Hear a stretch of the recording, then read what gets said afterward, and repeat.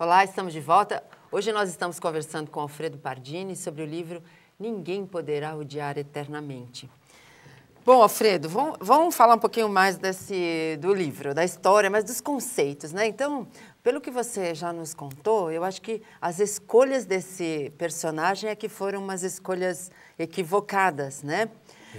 E isso traz danos para nós e para quem está à nossa volta, né? Eu acho que isso é um ponto interessante para fazer com que as pessoas que leiam o livro possam refletir, pensar, né? Como é importante escolhermos adequadamente a nossa trajetória, os nossos caminhos, enfim, a nossa conduta, o nosso comportamento, não é mesmo? É verdade. O espírito, ele, quando reencarna, ele tem uma missão pré-determinada. Certo. Né? Não digo uma missão, mas uma tarefa, uma tarefa pré-determinada. Agora, vai depender dele seguir ou não cumprir ou não aquelas tarefas. Que o Criador sempre nos oferece uma porta aberta. Sim. Não é?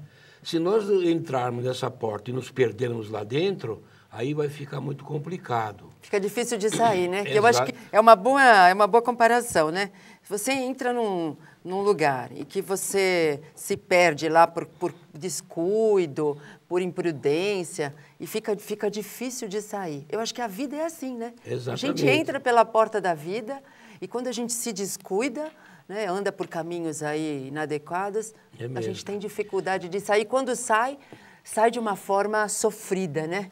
Então, esse espírito, ele fez maldades demais. Ele tinha paixão de repente, ele acompanha essa mulher, esse espírito, que era aquela escrava judia lá no século I, ele vem acompanhando até o século XX.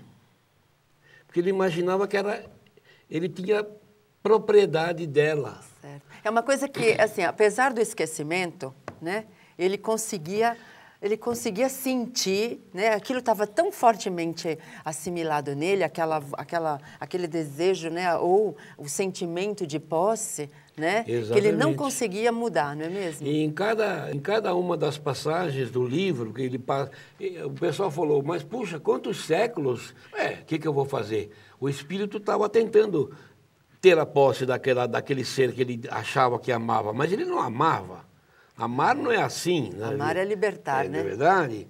Então ele vem vindo nesses séculos todos e cada vez que ele encontra uma pessoa que ele é colocado à frente, ele começa a imaginar que já conhecia aquela pessoa, aquele espírito encarnado. E com isso ele vai desenvolvendo toda aquela situação e acaba fazendo as coisas que... Ele reincide no erro, é isso? Exatamente. Ele reincide no erro, ele continua errando e continua matando. Você vê, no século IV, ele acaba com a família toda por causa da posse dessa mulher, dessa moça que ele amava. Mas aí como curiosa que sou... No prefácio não, na chamada do livro, né, diz que finalmente essa história acaba em amor e perdão. Exatamente. Não é? Porque eu acho que a lei de causa e efeito nos leva, não interessa o tempo que nós demoremos, não interessa o quanto nós vamos sofrer, enfim, nós vamos ter que chegar a esse ponto, não é isso? Exatamente, porque toda a situação dele, a vivência dele nesses séculos todos, a gente só vem tomar conhecimento mais precisamente, com base nos ensinamentos da doutrina, já no século XX. Certo. Quando ele consegue encontrá-la, porque ele não reencarnou mais. Ele se manteve nos umbrais escuros à procura dela. Ele tinha uma equipe que vivia procurando esta pessoa, este espírito, até que acaba reencontrando encarnado ou reencarnado numa professora, aqui no século XX, numa cidade qualquer de São Paulo, do interior do Brasil, sei lá. E ele consegue dominar de tal maneira essa pessoa, essa professora, que ele paralisa o corpo dela e coloca a família toda em xeque. Porque tinha um rapaz que era namorado da filha dela, que ele era espírita, estudioso do espiritismo, mas eles não, eles eram católicos apostólicos romanos. Então, como colocar na cabeça daquela gente que eles precisavam procurar a doutrina espírita? Quando ele fala para o futuro sogro, não, vamos deixar os mortos onde eles estão, no cemitério que é o lugar deles.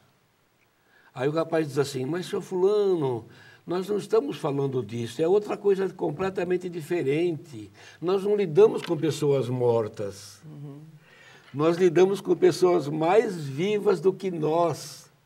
Aí ele não consegue entender.